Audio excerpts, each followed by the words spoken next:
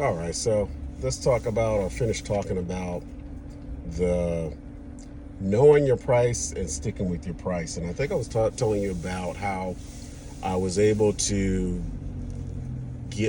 send a proposal for one of the municipal buildings here in my area, and they decided to go with the lower bid, which happened to be a which happened to be a franchise. They went with that franchise within the first, I think, few weeks or few months. They had to get rid of that contract or that franchise because they did something that was absolutely insane. I can't. I mean, I wish I could tell you what it was, but the level people impressed me with the level of, well, let's put the lack of thought put into some of the actions that they make. It's like absolutely insane what people will do and then act oblivious to it. But that's neither here or there. So they got rid of that contract, that contractor, and then they went with another franchise. And the franchise that they went with this time still is not meeting the standards or the expectations of their contract, their scope of work, or anything like that. I mean, initially you'll think, if you've been in this business for a while, if they keep going through cleaners, then maybe it's them. But after speaking with them and them telling me what their expectations are, which is basically the scope of work, do what the scope of work says, and then them informing me what the previous cleaners, how they are coming up short. It's like, oh, so it's not really them, it's the companies that they're going with are the cheaper companies. Then they're putting in people for a cheaper rate, and they're not getting a structure, they're not getting a system, they're not getting reliable workers or cleaners or whatever you want. It's just so many things that go wrong or that are going to be shortchanged when you go with companies that are basically lowballing, right? They're bidding low to get the accounts, but because they're bidding low,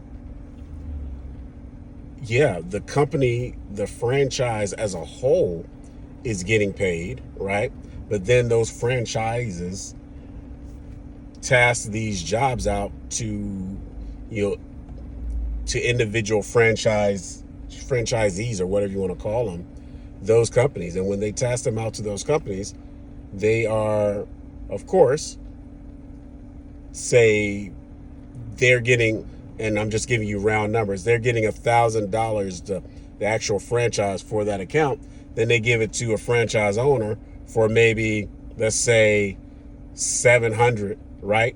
Because about 70%, and that's being extremely, so like I was saying, so, I'm just, like I said, for round numbers, for $1,000, then let's say they give it to the franchisee for, let's say, $700. So a 70%, split. They get 70%.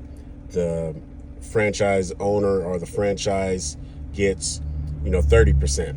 But off of that 70% that they're getting, now they're paying fees off of that, royalty fees, and, then they have to pay for the car. It's so many things that take away from their amount that it makes it difficult for them to put people in those accounts and pay them well. So they end up paying people, $10 an hour, or, $11 or $12 an hour, which is really difficult to have people that are going to stick with you and be loyal to you if you're paying them a low wage, right? So then you end up having a high turnover when it comes to the franchisees, the owners, being able to get quality workers. So now you got people, constantly taking the shortcuts, not following the scope because now they got to get in there within a certain period of time in order to make it profitable for anybody. So, it's not worth it to go with the lowest bidder, because the lowest bidder is going to end up not being able to fulfill the scope of work as intended. I mean, it can work for smaller accounts, but when it comes to larger accounts and you have to follow a certain stringent scope of work and certain stringent expectations, it's really, really difficult. So knowing what your price is, what your bottom line price is, knowing what your numbers are, knowing if you're going to make your profit margin 20 to 30%, whatever.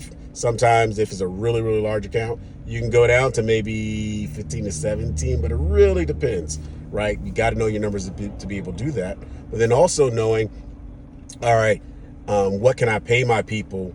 If I'm making this, what can I legitimately pay my people and still make my profit, right? And now, once I get to that point, what's the lowest number I can get, right?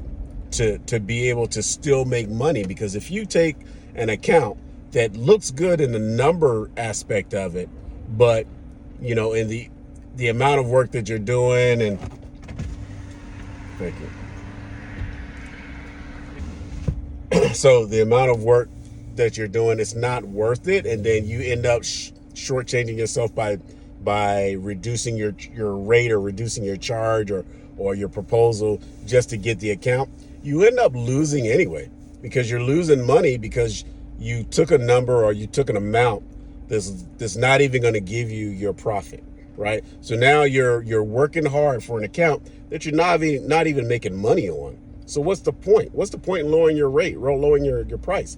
Know what your rate is, know what your price is, and stick with it. Because if you don't get the account, good, at least you're not losing money.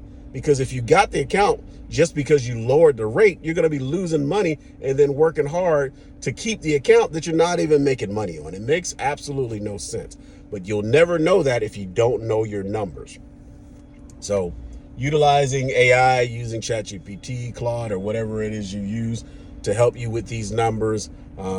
Another thing you could definitely do if you are not sure, how to even price, how to submit a proposal, how to do a walkthrough, anything like that, I will say this: join Clean Biz Network, cleanbiznetwork.com.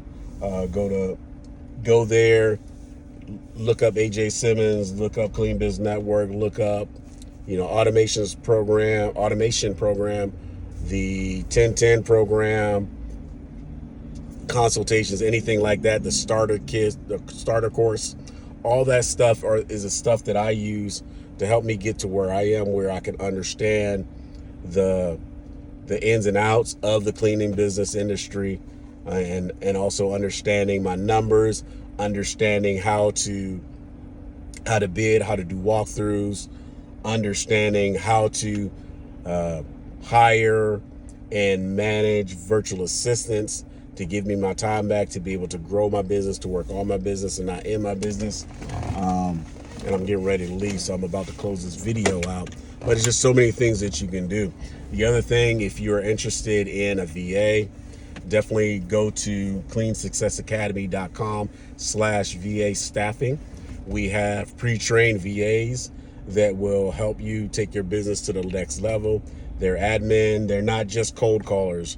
Virtual assistants are not just for cold calling. There's so many other things that you can do or utilize a VA for that will allow you to gain your time back, maintain some type of consistency, and give you the ability to grow your business. You can't grow your business if you're working in your business all the time. You don't have the time to be able to grow your business because you're working in it. All right, so you can't work on it. If you're looking for coaching, definitely go to cleansuccessacademy.com. You can go there. Or if, by chance, you can't remember that, if you remember my name, Sherman Lewis, if you go to shermanlewisofficial.com, you can get to all those sites, all those websites, all those platforms that we have. You can get there from ShermanLewisOfficial.com. Follow me on YouTube if you're not following me. And that's it. Hopefully this video is beneficial. It gives you some insight. It kind of enlightens you and give you some insight on how and what you should be doing to help take your business to the next level. With that being said, I'm going to head on home, but it was great talking to you, and we'll catch you next time. Be easy.